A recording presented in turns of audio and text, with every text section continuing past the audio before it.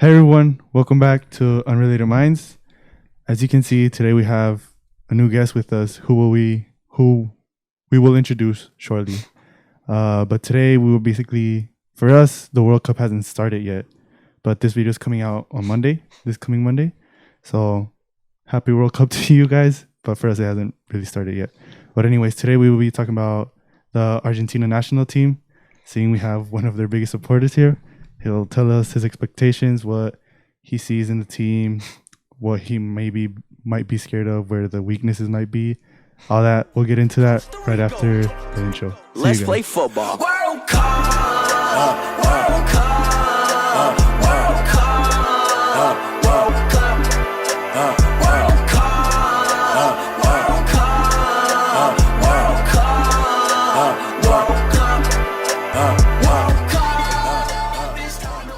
Welcome back, everybody.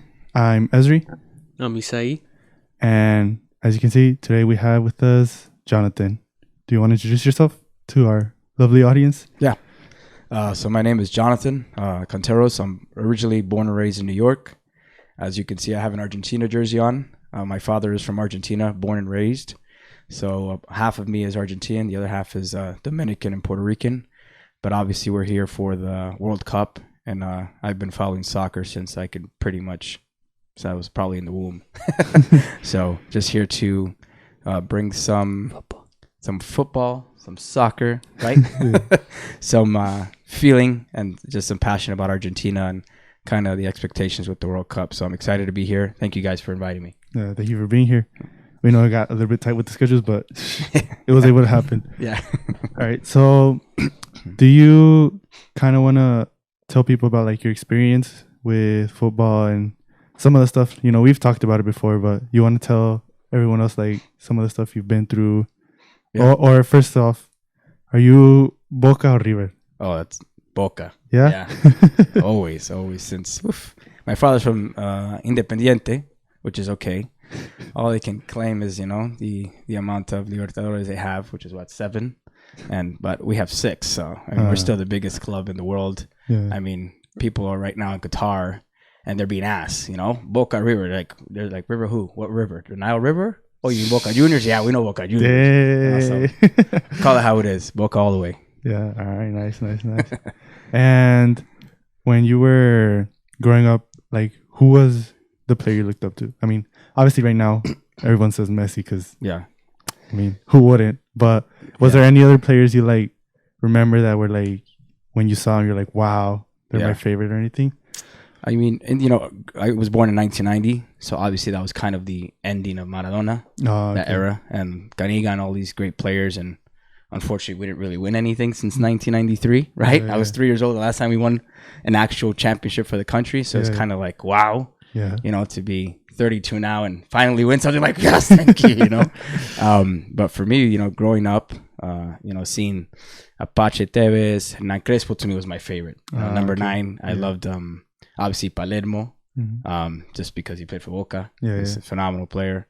Riquelme, I mean, you just say one name, right? Yeah. Just like Messi, you got Riquelme. Yeah. But to me, like when it came to the national team, I just definitely loved watching Hernan Crespo play. Like for me, it was just like, he was a solid 9. Like you could always count on him to score a goal. Like the guy always showed up, It was never a moment where you're like, what are you doing? Yeah. He was, for me, Hernan Crespo was the guy. And then obviously Riquelme, for sure. Yeah. But do you remember any of these players? We're like from a younger generation, but No, I don't. No. But you've heard of them, no? Yeah, I imagine. I've heard of them. But I never got to see them play, but like I know Hernan Crespo, really good striker. Mm-hmm.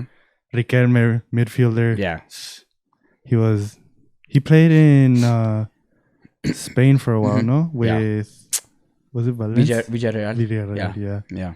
He was like the Ronaldinho of Argentina, or Boca. Yeah. Just his ball handling, his control, his vision, his scoring, He was a beast, so definitely.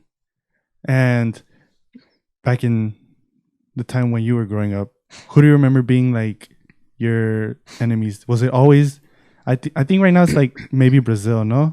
So it's always been Brazil because of the history, of us being pretty much the big teams in South America. Yeah. Right? Obviously Uruguay has great history too with soccer. But it was always Brazil and Argentina going head to head. I mean, I remember growing up in certain areas in Queens where depending who played and when they played, like I'm Argentinian, so if we played Mexico and we beat Mexico, you couldn't even walk around certain neighborhoods with a jersey on. You'd get jumped, right? And it'd be the same where we had, there were times where people from other countries, they would come through. There's an area in Queens, New York, that is called Little Argentina, La Esquina Argentina, where it's just all Argentinians. Like it's painted, restaurants, food, grocery store, you name it, right? So it was almost like people knew better than to walk that direction. Like and usually we'd have Brazilians, Colombians walk by there, and Ecuadorians, and, but it was always the Brazilians that always wanted to stir the pot. They always came because all they wanted to do was just brag that they have 5 World Cups. Well, you won them back in the dinosaur age. You didn't win them when it was competition. But Brazil's a great team, obviously, but growing up in Queens and being in such a diverse neighborhood, you're always around people who played football, so for me, it was just, I was exposed to different countries, exposed to different types of people, exposed to different types of cultures. And it was fascinating to see how when it came to soccer, everybody could be together, but not be together. Does that make sense? Like I wouldn't go watch a Argentina-Mexico game in a Mexican bar. I would not do it. It's not happening, right? The same with them. They probably wouldn't unless we had a bunch of Coronas and, good friends other than that. But you just knew growing up, in that environment, you shouldn't do certain things depending on how the game ended, which is crazy. Just like, it's almost like gang warfare. You're like, well, I'm wearing Argentinian colors. Like, oh, don't walk through that little area. You might get chunked. You might get beat up. You might get robbed, But it was fun. It was definitely, I can remember the rumbles and the fights we used to get into outside the restaurant area just because, again, people from other countries came, whether they lost or won, to brag, and it turned into a shouting match, turned into fist fights all over the corner. It was like gangs of New York. It was like, it was crazy, but it was fun. Living that and telling people that, like, really? It's like, are you guys hooligans? I'm like, well, I guess, So in Argentina, you call ourselves a barra brava. So it's kind of like how we represented ourselves. Like we weren't gonna just let anybody. We don't care what country we're from, how many world titles you won. Walk through the neighborhood and try to act like you're this big shot. Like you didn't technically win; they won the game. But we kind of we have the same feeling too. And we want to brag. We want to, we're very passionate about soccer. So for us, it's more of just we're very expressive. And we don't back down from nobody. So So I was gonna ask, how did you, as an Argentinian, live that 2014 World Cup final? Oof, that was brutal. I cried. Like cried. And I cried I went from sad tears to angry tears because my sister-in-law is German. So you can imagine sitting there watching the World Cup with my brother and my sister-in-law. Okay. Then at the very end, we had the game won. Okay. We were owed a penalty when we were hit. Almost killed Higuain, right? That was a clear penalty. Higuain also missed 2 easy goals. Palacios missed an easy goal. So we should have annihilated Germany 4-0 at the very least, right? That one was in luck of faith that they got that one goal. I didn't even know. Like I literally, after Götze hit the ball, I was just like, I thought it was out of bounds. So I'm just like, okay, Romero, you're not going to take the ball out? And I see him celebrate. I'm like, Are you kidding me? There's no way in the 119th minute, this guy. And he didn't it's not like he had to be in the position to kick the ball correctly. He was off balance, sideways. Nobody knew the ball was going in. Nobody even knew that was going to be the play of the freaking match. And then seeing them celebrate and then hearing my sister-in-law, I'm just like, no. I just started bawling. I was crying. I was still crying. I probably... I'll keep crying until we win a World Cup. So it was a very hard moment for me. I was happy for her, but I wasn't really happy for her. So yeah. But obviously you got some consolation now with the Copa America, I imagine. The Copa America was, who doesn't want to win a World Cup, right? But the Copa America is like the second best thing you can win for South America. So for me, that was a big deal just because, for one, Brazil never lost in the Maracanã. Right. And if you really look into soccer history and kind of the politics, because we know it's very political, we understand that the issues that were happening in Brazil in 2014 when everything was being built, Brazil was in shambles, right? Like the people were upset. People were being kicked into the streets because they were building all these stadiums. And, you know, the government wasn't doing its best for its people. They're just worried about bringing outsiders in to bring money into the country, which then fill the pockets or whatever. And what ends up happening is that you see Germany destroying Brazil 7-1. You're just like, something isn't right. Why would Brazil allow themselves to lose that bad to Germany in the World Cup final, or technically, right before? And it's because what would a country? I mean, think about where the country would be if they lost to Argentina in the World Cup in the Maracanã. How big that would have been. Yeah. Like, talk about rioting. Like, Argentina would have rioted for sure. Think about Brazil, right? Yeah. And to see where, you know, Brazil allowed Germany to kind of build that confidence going into playing Messi. You know, 2014 was, I mean, Messi was still in his prime. I mean, he's been in his prime forever, but 2014, he was coming off like really, really, like he was going in to win it all, right? And Brazil did good by giving Germany the confidence to say, hey, we'll let you guys beat us 7-1 because you guys need all the confidence you need to be able to beat Argentina. Because think about it, if they scored 7 on Brazil, but they couldn't even score 1 on Argentina all game. Yeah. I mean, come on. You know, again, you don't have to be an Argentina fan, a Germany fan, Brazil fan. If you know soccer, you know that didn't look right. It just didn't, you know? And for me, it was just like to win in the Maracanã, the Copa America, you know, Messi versus Neymar. It was like, oh, man, like that. It felt like the World Cup, and then it's like, it's not the World Cup. It's like, this is just the beginning, you know? A little taste of a little taste of what it, like the national team winning something as big as that. Again, it's our biggest competitor in soccer, pretty much, right? And with all the history, and to finally, again, they've never lost in Maracanã, to beat them. It's like, we can say we did it. Like, that's a bragging right forever. Like, we beat you there. You know, so, but I have a lot of Brazilian friends I love to death. Amazing people, but when it comes to soccer, sorry. Enemies. Yeah, it's just Argentina. Sorry. Yeah. Do you count the Finalissima as a trophy, or? I would. Yeah? Just because you're talking about the best of Europe. Yeah. Right? I mean, Europe has some great competitors in the world of soccer and football. And Italy, I mean, their history is phenomenal with World Cups and everything they've won. To then come from what? How many games had they not been beaten? 30 plus, 36 or something like that? Yeah. To then lose to Argentina. Yeah. I mean, in Napoli, where they were, you know, remembering Maradona. I mean, like, how great was that setup? That Argentina comes in, plays in Napoli for the Diego Armando Maradona Cup, technically, right? And they beat Italy. That's huge. Yeah. You know, that's like beating Brazil. Yeah. But Italy's, you know, just as big too. Yeah. Right? Because they have 4-2. But I mean, to win that, it was just like a stepping stone for Messi. It's like, okay, hey, listen, little by little, man, it's coming. Now we gotta hit. We gotta hit our penalties now. We gotta hit our penalties now, man. The team has to support you, you know. So it's just the expectation is very high because we're technically one game away from beating Italy's undefeated record. You know, we're in soccer history. There's no other team but Italy that has the most unbeaten. But Argentina, they're right there. So if we win, when we win against Saudi Arabia. And then the following one, we would hold that record too. That's, I mean, it feels a very good year. Yeah, I think a lot of people too are saying Argentina are one of the favorites. Yeah. Personally, me and Isai, we're Mexican. Yeah. So, you know, for national pride. But it's our head saying Mexico, but our heart saying Argentina, you know? Yeah. And it's kind of tough since we're in the same group as well. Yeah. I mean, I'm kind of glad because technically we can both still move forward. Yeah. So it's not like we face each other in the future and it's like, oh, God. Yeah. It came down to them two now, you know? Yeah. So, and I mean, I feel like it's not even just Argentina. It's just for Messi. Yeah. Like everything Messi's given, 20 years of his life to Argentina when he could have signed with Spain.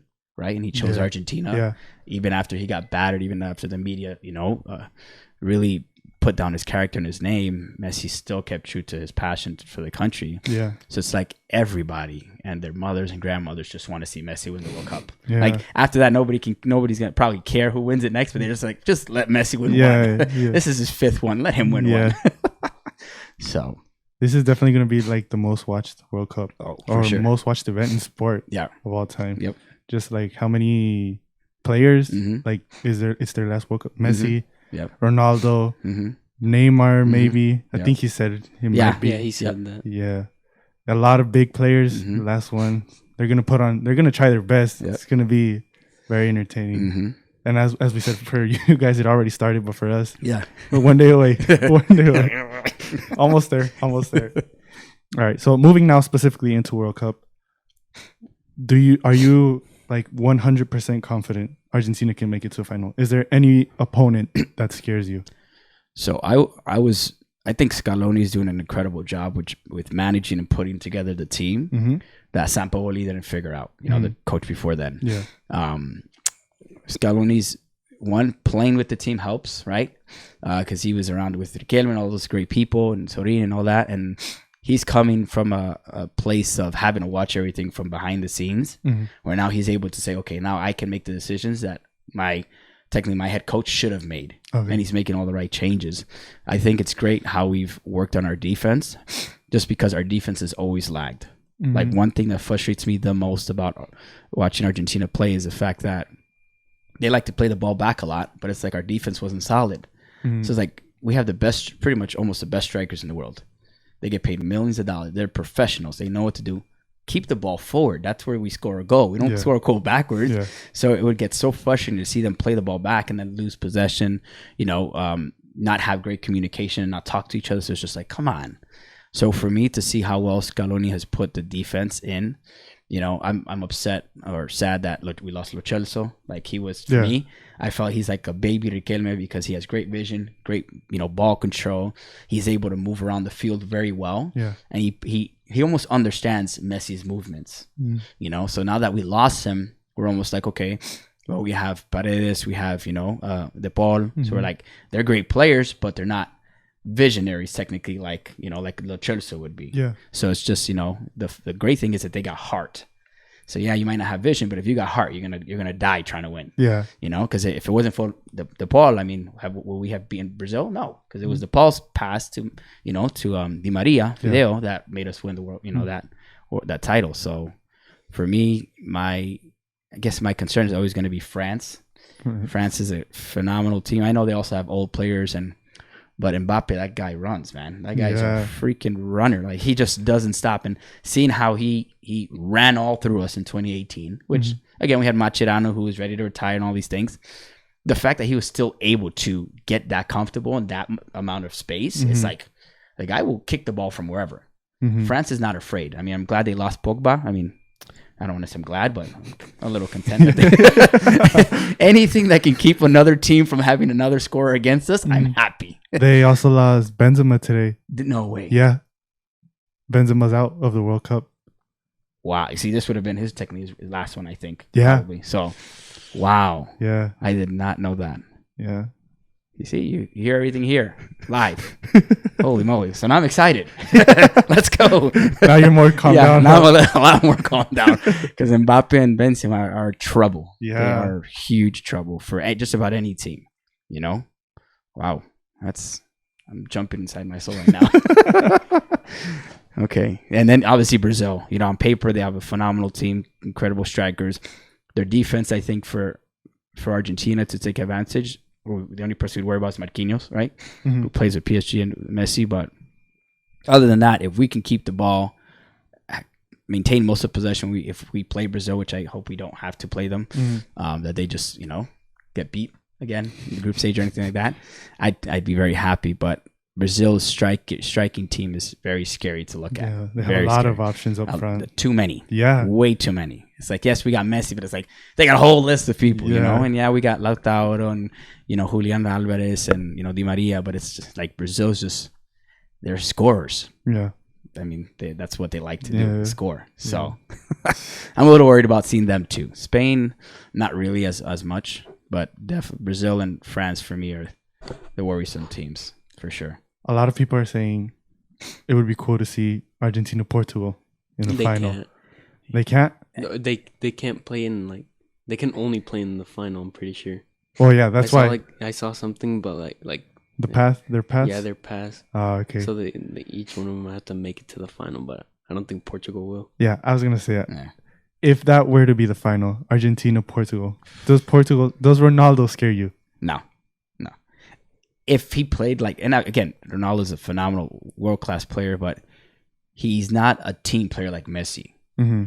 You know, he has very good ball control, but Messi has so many options. If they give him the opportunity to find the options, Messi's front line will kill anybody, right? So it's just really Argentina playing smart enough that they can take the pressure off of Messi. Because the reason why we lost 2014 is because Germany swarmed Messi. Yeah, There was nothing Messi could do. We played 2018. You look at when we played Croatia, when we played Iceland. Like Thor was beating the hell out of Messi, right? It's like, what are you doing, dude? You're not supposed to be here. You're supposed to be making a movie, right? And you see, like, Messi didn't have the support. Now with the class that Scaloni has put together, there's a threat in everybody.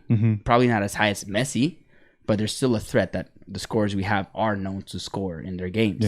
So now the defense that we play against, they're gonna have to, okay, who do we put pressure on? Do we put pressure on Messi and leave Lautaro and Di Maria open? Do we leave Julian by himself? Do we put pressure on Lautaro and Di Maria and then worry about Messi and Julian connecting together? It's like those four alone are going to be a lot of trouble for most countries, you know.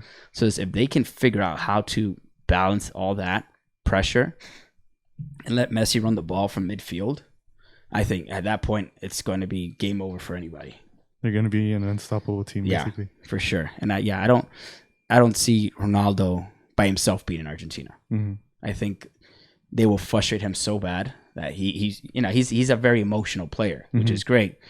But his emotions, you'll see, will get the best of him. Yeah. And Argentina is not in the position to want to give anything for free now. So they will make him work for it. Yeah, definitely. So, yeah. So what we're hearing is this is Argentina's World Cup. It has to be. It has to be.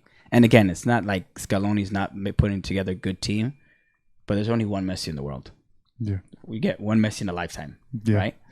So this is it for him. Like if Argentina doesn't make it or put it together to get Messi a World Cup, it's like, well, you guys better figure it out, because now it's like you literally let the whole world down. It's not just Argentina. You let the whole world down. Yeah. The whole world is counting on Messi to lift that World Cup title. Yeah. And it's like, get it done. Yeah. Now or never. I don't want to say never because it hurts to say that, but it's like this is the closest we'll probably get to actually because in 2018 they didn't say we were going to win it. They're like, we're a favorite. I don't even think we were a favorite to win 2018. So coming into it undefeated, for almost 3 years now. Yeah. Winning 2, world titles technically against 2 phenomenal teams, right? To now come into the World Cup in a location that has no real political favoritism. It's very open, which is why I like Qatar as a choice, because it's not biased. It's not meant to specifically fit a country to benefit. It's like, well, whoever wants to win is going to win it. So for me, it's like, okay, Argentina, please. Like, it's set up for you to win it. Please win it, please. Like, I want to cry good tears. I don't want to keep crying bad tears. I'm still crying from 2014. Like, I'm tired of crying, So my skin still dries, the tears. But yeah, so this is it. All right. And besides, not speaking Argentina specifically now, are there any other teams both of you are like interested in seeing, or who do you think will do better than what people expect? Teams that will surprise you, basically. Denmark. I know you said Denmark. Yeah. And after hearing it, they have pretty good players too. I know Christensen is back and running in United. Barcelona. Eriksen's the one from United. But honestly, besides them, I don't know any other players from their team. Schmeichel. Damsgaard. Christensen. Yeah. I have a lot of players, but I think they'll go far. It might not sound like a surprising team, but I think people are doubting Portugal more than what they should be. I mean, even if you take, I think that team looks better without Ronaldo. Yeah. Why did they choose him? When did they choose the teams? Like when did they make it official? They made it official a couple of weeks ago. No? They gave a final list, and they chose Ronaldo. Yeah, I mean, you kind of have to. Yeah. think Portugal would be upset if you didn't choose Ronaldo. Yeah. But I think Portugal will surprise. Nah, I don't think so. They have Ruben Diaz in defense. They have João Cancelo. They have Nuno Mendes, Bernardo Silva. They have João Felix, who's still a pretty decent player. They have... Who else do they have? Pepe. That guy's old, but... He'll beat you up. Yeah. He'll step on your fingers. Yeah. He needs to. Yeah. Yeah. I think Portugal is one of those teams that people are underestimating a lot. But I think they do pretty good. I honestly think Mexico's not going to have a brilliant World Cup.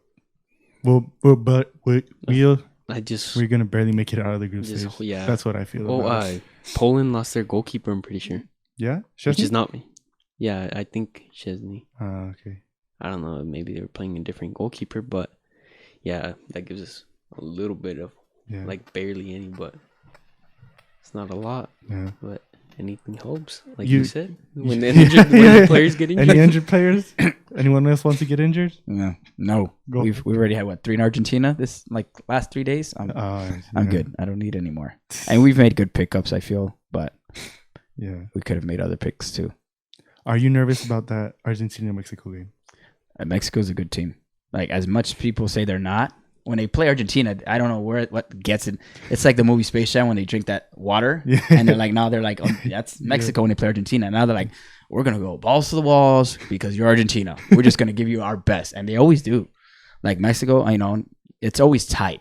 Mm-hmm. Either Mexico's ahead and we're sweating, we're making our parrilla, we're sweating because we're like, oh God, Mexico's winning. What are we doing, right? And we're just hoping to come back, and it always ends pretty close. It's either a tie or 1 goal ahead. I've never seen either team really get far when it comes to goals difference, against each other. I don't think Mexico's gonna do good against Argentina. Yeah, probably not. I feel like Messi's gonna make him look like little kids. Messi's gonna have a field day.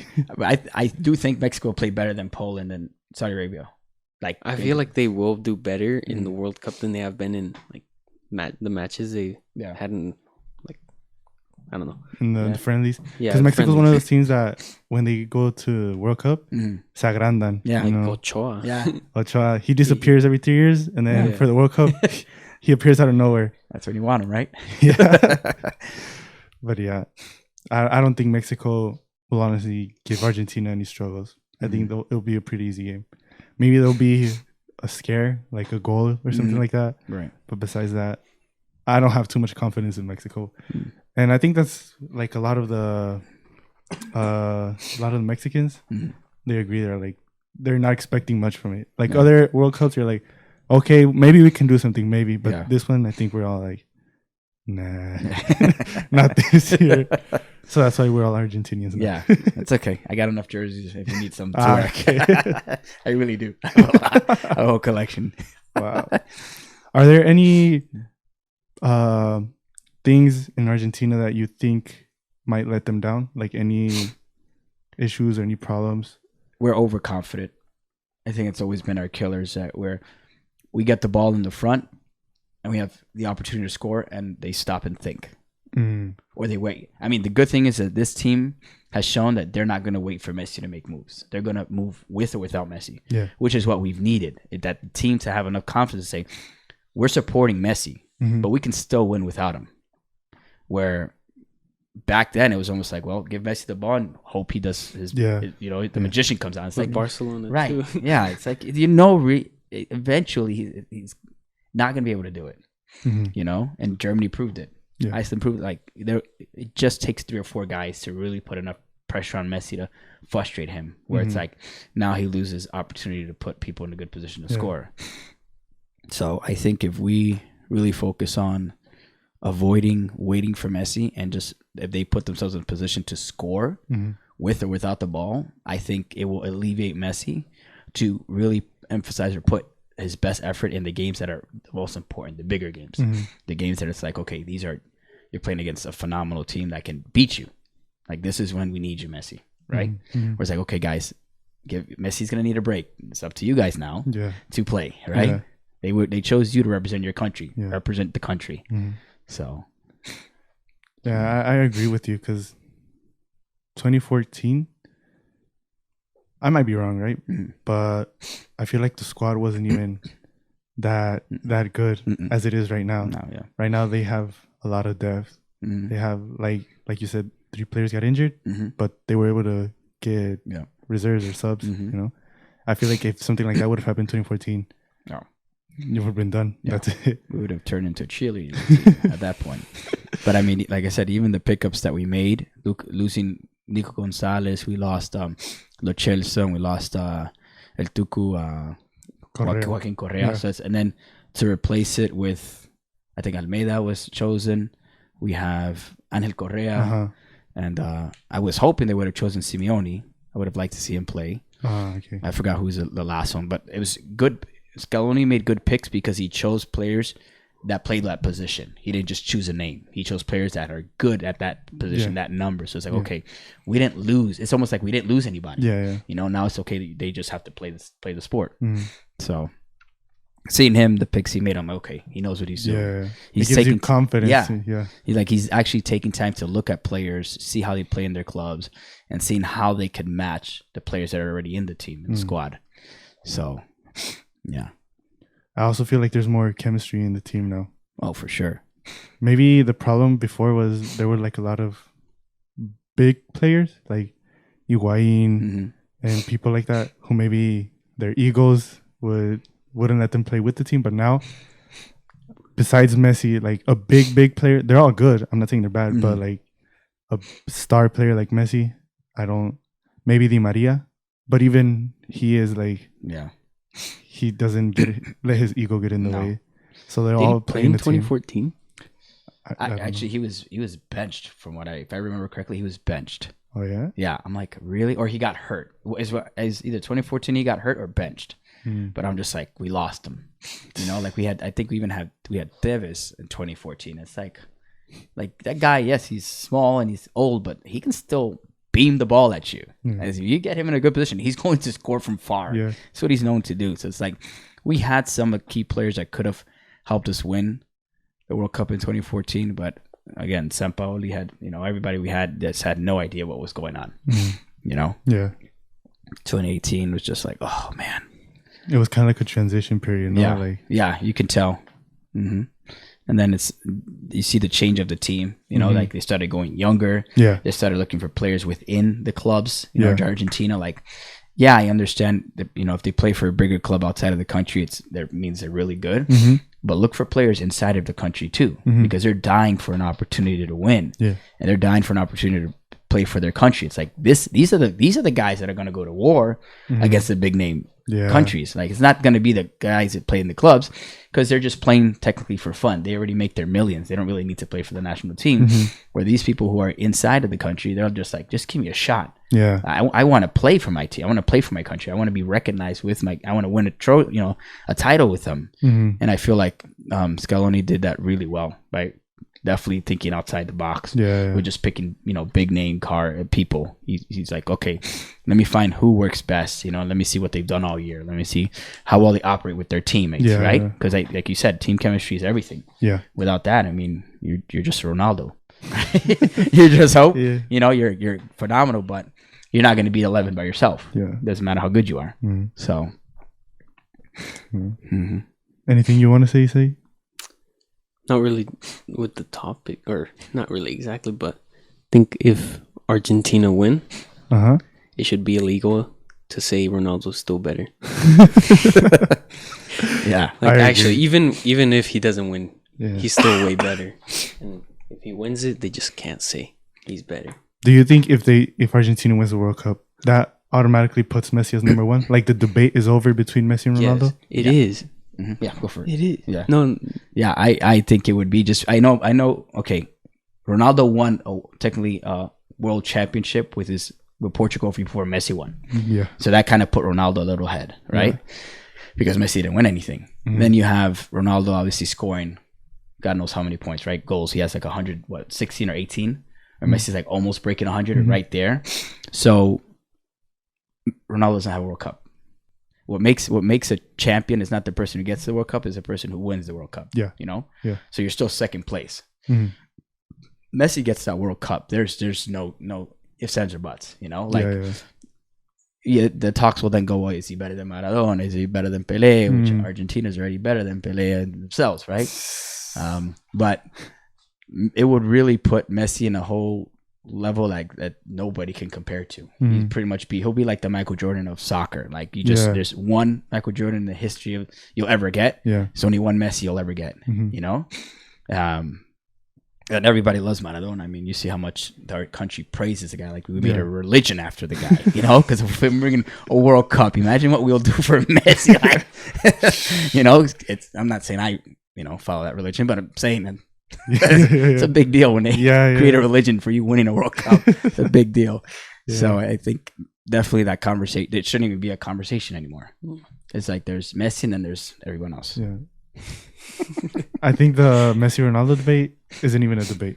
Even even previous right now, years, I don't think it's a debate. No. And I'm not saying Ronaldo's bad. He's good. Yeah. But for me, he'll always be second. Mm-hmm. So yeah. All right. Anything else you wanted to mention or talk about? No. I mean, I'm just excited. I'm pumped, nervous, scared, like sweating. We all are. Jesus, just like. I'm just scared from Mexico. Hey, the benefit that we have is that the World Cup is in the United States 2026. So we'll actually be able to attend it, So that's going to be intense for sure in the States. Because I think the last one we had in the United States was 1994. I think France won that World Cup that year. But yeah, it would be exciting to bring it back here and stay local and whatnot. But it will be a good rebuilding phase for everybody to come out from this World Cup and be like, okay, what could we have done different? So the only thing that matters is Argentina winning. Nothing else matters but that at this point. And we've been thinking about this since 2010, right? Since when we got beat in the quarterfinals by Germany. I think it was 4-0 or something. Penalty, it's like we're always one step closer. When we played France in 2018, I didn't think it was going to be a scoring match. I was surprised we were ahead technically, right? And it's like for us to lose like that France then was our biggest competitor, and we had them beat, and our defense sucked and let them win. That's the truth, right? Yeah, you got to tell it how it is. And seeing France come back and beat us is like that was our opportunity to win the World Cup, getting rid of France. Yeah, and now coming into this World Cup, it's like, well, we've taken care of everything, and we have positioned the players correctly. We have great formation, team chemistry, a great coach. Everybody is fighting for Messi. Messi, you can tell he's happy to be in the team. He doesn't look miserable, right? Which is great. And coming from winning 2 world titles, technically, we're on a high that you just can't be, brought back down to earth. Yeah. It's just like, let's keep going. Let's see how high we can go, right? So I'm praying, that this will be it for sure. Yeah. All right. But well, if that's it, then I guess all we have to say is good luck. Thank you. We're with you. Yeah. Most of the world is with you, honestly. Most of the world wants Messi to win, wants Argentina to win. But yeah, and I think they will win. Yeah. If they don't, then it'd be the biggest upset ever. But they're going to. And everyone has that confidence. They're like, oh yeah, they're going to, So yeah, good luck. Future world champions. Yeah. Hopefully. Yeah. Yeah. We need to be. Yeah. Yep. If not, we just have to steal the trophy. Let Messi take a picture with it and then touch it, bro. Just touch it. It's okay to touch it now. So. All right, but yeah. Anything you want to say before we end? No. Let's go Mexico. Yeah, Mexico. Hey, we love you guys too. So that's all we have to say about that. All right, thanks for coming on. Thank you, and thank you guys for tuning into this episode. And as we said, happy World Cup, and we'll see you in next week's episode. Bye. Vamos, dale. Dale, Boca. Let's play football. World Cup.